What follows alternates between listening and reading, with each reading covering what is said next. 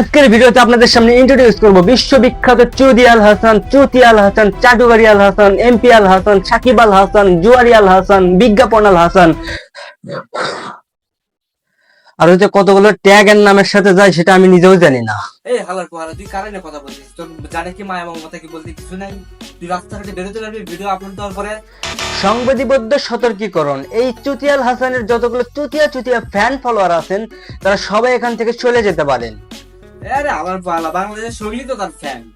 তার ফ্যানেরা যদি ভিডিও না দেখে তাহলে তোর ভিডিও দেখবি কে? আমার ভিডিও কারোর দেখার দরকার নাই, আমার ভিডিও আমি একাই দেখবো তাহলেই চলবে।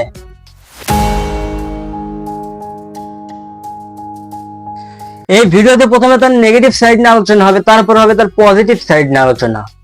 যদিও তার পজিটিভ কোন সাইড আমার চোখে পড়ে না।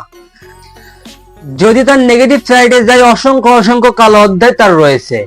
জুয়ারি স্পন্সর নিয়ে জুয়ারি বিজ্ঞাপন করে, অসংখ্য জুয়ারি সাইটের সাথে তার সংযোগ রয়েছে।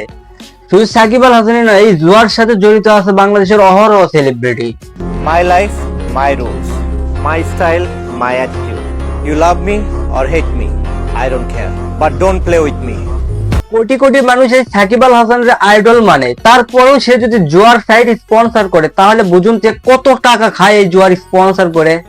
আর কোটি কোটি চুতিয়া ফ্যানরা ভাবে যে আমার আইডলে যদি জুয়া খেলে তাহলে আমরা খেললে কোথায় অসুবিধা। যখনই তারা জুয়া খেলতে চায় চুতিয়া মারা দিয়ে আসে। আমার তো সবকিছু অ্যানালাইসিস করে মনে হয় তার টার্গেটই ছিল ওইটাই, যে সে ক্রিকেট খেলবে এবং কোটি কোটি ফ্যান পেজ তৈরি করবে, আর সেই ফ্যান পেজের সামনে জুয়া স্পন্সর করবে এবং কোটি কোটি টাকা কামাইবে। সে ক্রিকেট নিয়ে যত না সমালোচনার মুখে পড়ছে, তার সাথে তার ব্যক্তিগত জীবন নিয়ে বেশি সমালোচনার মুখে পড়ছে।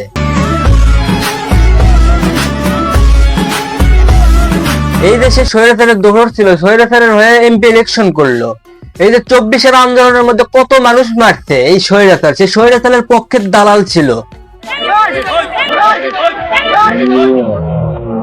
ওই যে যারা লোক একটা গান বলে না,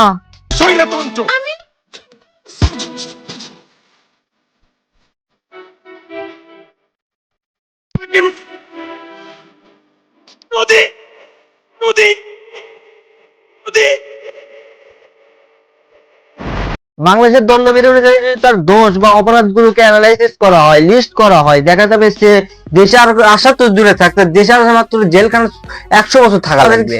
আর তার চুতিয়া ফ্যান ফলোয়ার গুলো তো আছে, তারা বলে যে তার সে দেশে আসবে, তারা সদরে গ্রহণ করে আবার ক্রিকেটের মাঠে নামাতে হবে আমাদের। তার নেগেটিভ সাইড যদি আমরা আলোচনা করতে যাই তাহলে 1 ঘন্টা আমার ভিডিও বানাতে হবে, তাও তার নেগেটিভ সাইড সম্পর্কে আলোচনা করা শেষ হবে না। ওকে নেগেটিভ সাইড বাদ দিয়ে এবার একটু পজিটিভ সাইডে আসি। ওকে তার পজিটিভ সাইড, ভাই আমি তার কোনো পজিটিভ সাইড আমি খুঁজে পাইতেছি না। সে বাংলাদেশের ক্রিকেটকে অন্য মাত্রায় নিয়ে গেছে, বিশ্ববিখ্যাত অলরাউন্ডার, 3বারে 3 ফরম্যাটে, এই সবই আর কি। ক্রিকেটের বাইরে বাংলাদেশের রিপ্রেজেন্ট করার মতো সে কিছু করে নাই, এবং বাংলাদেশের এমন কোনো ট্রফিও সে আনিয়ে দিতে পারে নাই যেটার দ্বারা বাংলাদেশ গর্ববতী হবে। Okay good bye, sorry good night, ঘুম ধরছে।